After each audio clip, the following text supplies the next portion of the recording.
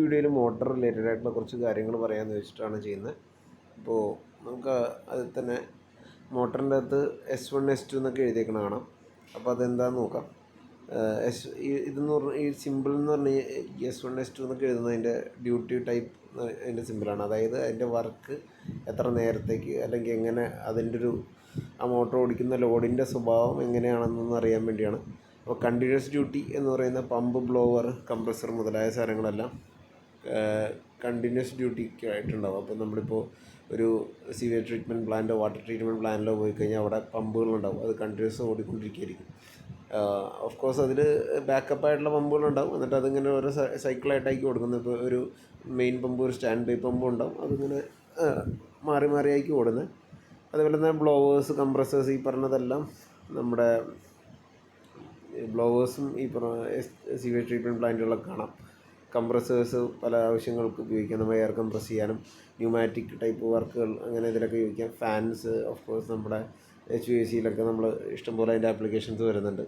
അപ്പോൾ അങ്ങനെയുള്ള കണ്ടിന്യൂസ് ആയിട്ടുള്ള ഡ്യൂട്ടിയുള്ള സാധനങ്ങളിലെ അതിൽ S1 എന്ന് വരും. ഉദാഹരണത്തിന് നമുക്കൊരു മോട്ടറിൻ്റെ നെയിം പ്ലേറ്റ് എടുത്ത് നോക്കാം. അപ്പോൾ ഈ നെയിം പ്ലേറ്റ് ലെഫ്റ്റ് തുടങ്ങിക്കഴിഞ്ഞ് കഴിഞ്ഞാൽ അതിൻ്റെ 3 ഫേസ് ആണെന്ന് കാണിക്കുന്നുണ്ട്. അതിൻ്റെ ഫ്രെയിമിൻ്റെ കുറച്ച് കാര്യങ്ങൾ കാണിക്കുന്നുണ്ട്. ഇതുകൂടാതെ ഇൻസുലേഷൻ ഗ്ലാസ് കാണിക്കുന്നുണ്ട്. അപ്പോൾ ഞാൻ അതിൽ നമ്മളിപ്പോൾ പറഞ്ഞു വന്നത് ഡ്യൂട്ടി എന്ന് പറഞ്ഞ പാർട്ടാണ്. ഡ്യൂട്ടി S1 എന്ന് പറഞ്ഞ് കാണിച്ചു. അപ്പോൾ S1 വിഭാഗത്തിൽപ്പെടുന്ന മോട്ടറുകളെല്ലാം നമുക്ക് കണ്ടിന്യൂസ് ആയിട്ട് യൂസ് വരുന്നതെന്നുള്ള മനസ്സിലാക്കുക.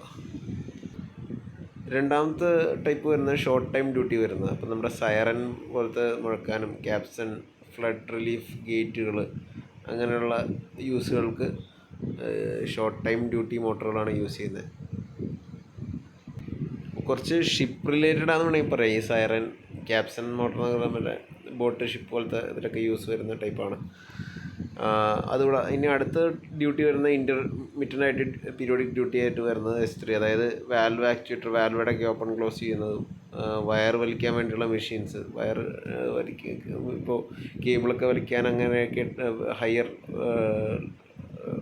ഹൈറ്റുള്ള ബിൽഡിങ്ങുകളിലൊക്കെ നമ്മൾ കേബിളൊക്കെ മുകളിലേക്ക് കൊണ്ടുപോകാനൊക്കെ ആയിട്ട് മോട്ടോഴ്സ് ഉപയോഗിക്കുക. ആ മോട്ടോർ വിചാരിക്കണമെന്നില്ല. നമ്മുടെ ഫാക്ടറീസിൽ തന്നെ വയർ ഇങ്ങനെ കറക്കിയെടുക്കാനും വലിക്കാനൊക്കെ ആയിട്ടൊക്കെ ഉള്ള രീതിയിൽ ഉപയോഗിക്കാറുണ്ട്. അപ്പോൾ ഇൻ്റർമീഡിയൻറ്റ് യൂസ് ഉള്ളതാണ് S3 വരുന്നത്.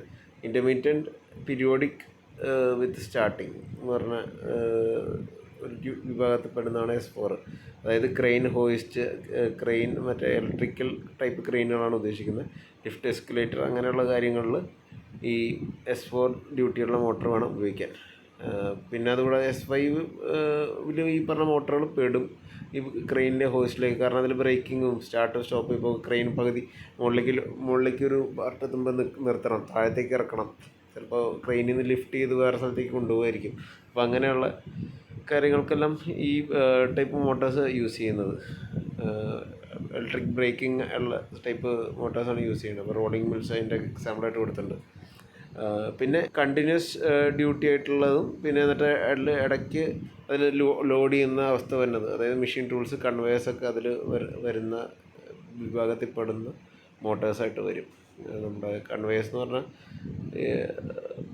സാധനങ്ങൾ പാക്ക് ചെയ്ത് ഇങ്ങനെ ബെൽറ്റ് പോലെ ഇങ്ങനെ കൊണ്ടുപോകുന്ന ടൈപ്പ് കാര്യങ്ങളിലാണ് കൺവേയേഴ്സ് യൂസ് ചെയ്യുന്നത്. പിന്നെ continuous duty with starting and braking machine tools വരുന്നത്, അതായത് എന്തെങ്കിലും മാനുഫാക്ചറിങ് ടൈപ്പ് ഇൻഡസ്ട്രിയിൽ വരുന്ന സാധനങ്ങളാണ് ഈ മെഷീൻ ടൂൾസ് എന്ന് പറയുന്നത്.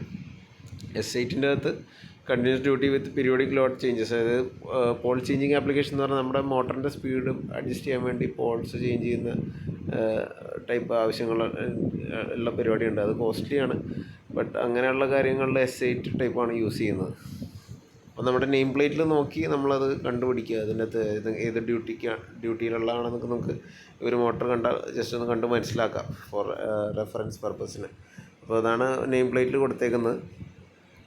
പിന്നെ അതുകൂടാതെ തന്നെ നമ്മളതിൽ കണ്ടല്ലോ അതിൻ്റെ ഇൻസ്റ്റലേഷൻ ക്ലാസ്. അപ്പോൾ അതിൻ്റെ ഒരു ഇമ്പോർട്ടൻറ്റ് കുറച്ച് ക്ലാസ്സസ് മനസ്സിലാക്കി വയ്ക്കുക. ക്ലാസ് ഓഫ് ഇൻസ്റ്റലേഷൻ BFH എന്നൊക്കെ പറഞ്ഞ് കൊടുത്തിട്ടുണ്ട്. അതായത് maximum temperature rise 40 degree 70 degree വരെ അലൗബിളാണ് ബി ടൈപ്പ് ഇൻസ്റ്റലേഷൻ ഉള്ളതിൽ. അതിൽ കൂടുതലായി കഴിഞ്ഞാൽ ഇൻസ്റ്റലേഷൻ പ്രശ്നങ്ങൾ വരാൻ തുടങ്ങും.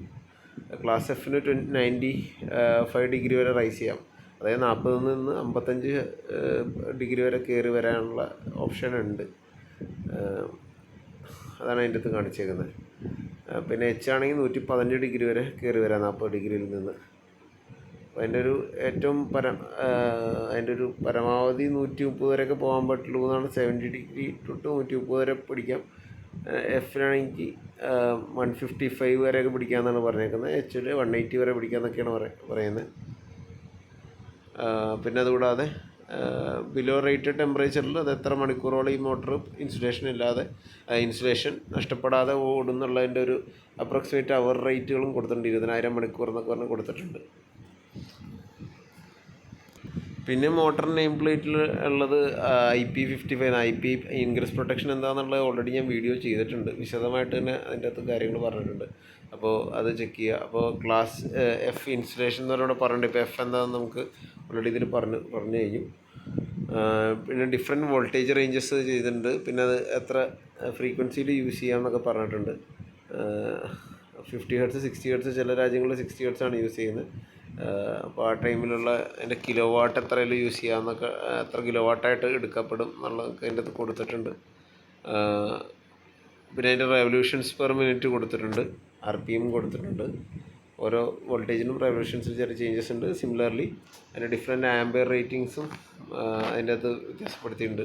ഓരോ വോൾട്ടേജ് അനുസരിച്ച് ആംബിയർ റേറ്റിംഗ് മാറുന്നതായിട്ട് 14.4 എന്ന് പറഞ്ഞാൽ 380 വോൾട്ട് കൊടുക്കുമ്പോൾ ഉള്ളതാണ് എങ്കിൽ 8.29 എന്നുള്ളത് 660 വോൾട്ട് കൊടുക്കുമ്പോഴാണ്. സ്റ്റാർ ഡെൽറ്റ കണക്ഷൻസിന് കണക്ട് ചെയ്യാൻ പറ്റുന്നതാണ്. അപ്പോൾ അതിൻ്റെ സ്റ്റാർ ഡെൽറ്റ കണക്ഷൻസ് എങ്ങനെ ചെയ്യേണ്ടതെന്നുള്ളത് ഇവിടെ കാണിച്ചിട്ടുണ്ട്. അപ്പോൾ സ്റ്റാർ ഡെൽറ്റ കണക്ഷൻ്റെ സംശയമുള്ളവർക്കും ഞാൻ ഓൾറെഡി അതിൻ്റെ വീഡിയോസ് ചെയ്തിട്ടുണ്ട്. അപ്പോൾ അത് റെഫർ ചെയ്യാവുന്നതാണ്. പിന്നെ മോട്ടറിൻ്റെ സൈസും കാര്യങ്ങളൊക്കെ ഇതിൽ സൈസൊക്കെ കൊടുത്തിട്ടുണ്ട്. 78 kg എന്നുള്ള പിന്നെ മോഡൽ നമ്പേഴ്സും എല്ലാം റേറ്റിങ്സും ഇതിൻ്റെ അകത്ത് ചെയ്തിട്ടുണ്ട്. IP പ്രൊട്ടക്ഷൻ്റെ ജസ്റ്റ് വേറൊരു ഗ്രാഫല്ല ഒരു ഇമേജ് ഇതേപോലെ കാണിച്ചിട്ടുണ്ട്.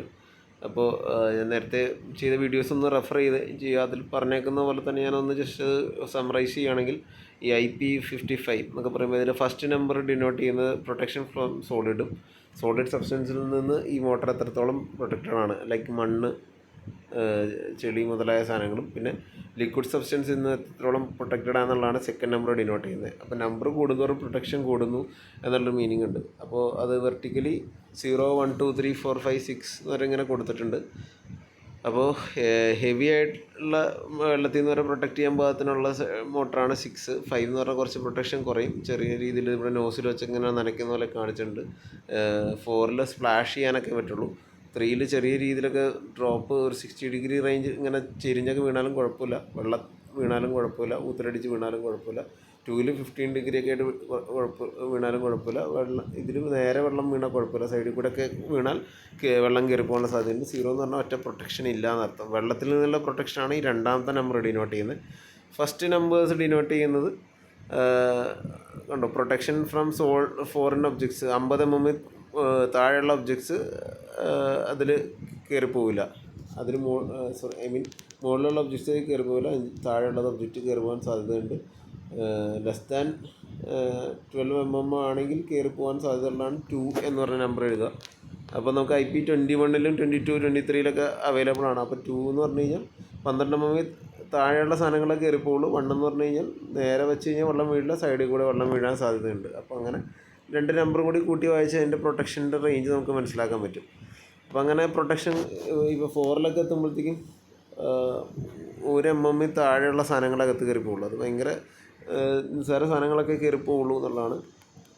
5 വരുമ്പോൾ ഒട്ടും ഡസ്റ്റ് കയറി പോകാത്ത, ഡസ്റ്റ് പോലും പൊടി പോലും കയറി പോകാൻ പറ്റാത്ത അവസ്ഥയായി. അപ്പോൾ IP56 എന്നൊക്കെ പറയുമ്പോൾ ഒട്ടും പൊടിയും കയറില്ല, ഒട്ടും വെള്ളവും കയറില്ല. ഏറ്റവും ബെസ്റ്റ് നമുക്ക് വെള്ളത്തിലൊക്കെ ഉപയോഗിക്കാൻ പാകത്തിനുള്ള ടൈപ്പ് മോട്ടർ എന്നതിൻ്റെ മനസ്സിലാക്കാം. അപ്പോൾ അതാണ്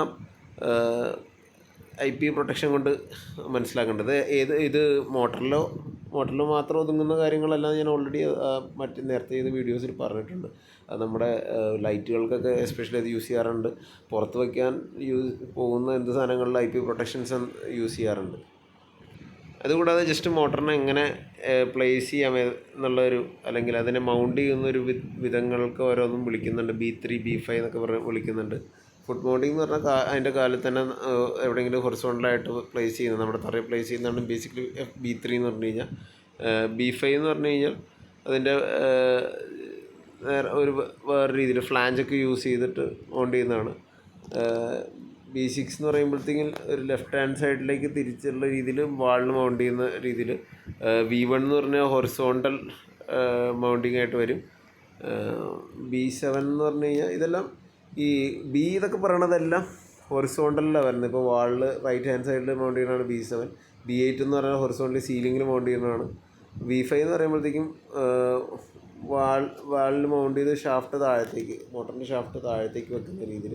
V6 എന്ന് പറയുമ്പോഴത്തേക്ക് ഷാഫ്റ്റ് മുകളിലേക്ക് വാളിൻ്റെ ലെഫ്റ്റിലാണ് മൗണ്ട് ചെയ്യുന്നത്. B3-4 എന്ന് പറയുമ്പോഴത്തേക്കും ഹൊറിസോണ്ടൽ ബേസിൽ തന്നെ വെച്ചിട്ട് ഫ്ലാഞ്ചിൻ്റെ ടൈപ്പ് ഡിഫറെൻ്റ് ആയിട്ട് വരുന്ന രീതിയിൽ. അങ്ങനെ ഡിഫറെൻറ്റ് ടൈപ്പ് ഓഫ് മൗണ്ടിങ്ങും ഇതിൻ്റെ അകത്ത് മോട്ടറിൻ്റെ അകത്തുണ്ട്. അപ്പോൾ ചില കേസുകളിൽ അതും നമ്മൾ മനസ്സിലാക്കേണ്ടത് വരും, എങ്ങനെയാണ് മൗണ്ട് ചെയ്യണത് എന്നുള്ളതല്ല. അപ്പോൾ ഇതെല്ലാം എഞ്ചിനീയറിങ് ടേംസാണ്. അപ്പോൾ നമ്മൾ ജനറലി തിരിച്ച് വയ്ക്കുക മറിച്ച് വയ്ക്കുക എന്നൊക്കെ ഇങ്ങനെ നമ്മൾ പറയുമെങ്കിൽ, നമ്മൾ ഈ ഒരു ഹയർ ലെവലുള്ള പ്രോജക്ട്സ് ഒക്കെ ചെയ്യുമ്പോൾ പലപ്പോഴും നമ്മൾ മൗണ്ടിങ് അല്ലെങ്കിൽ ഇങ്ങനത്തെ കോഡുകൾ വഴിയായിരിക്കും നമ്മൾ നമ്മുടെ മെസ്സേജ് കൺവേ ചെയ്യുന്നത്. അല്ലാണ്ട് നമ്മൾ പലതും നമുക്ക് സിംപ്ലി പറഞ്ഞ് എക്സ്പ്ലെയിൻ ചെയ്യാൻ പറ്റില്ല.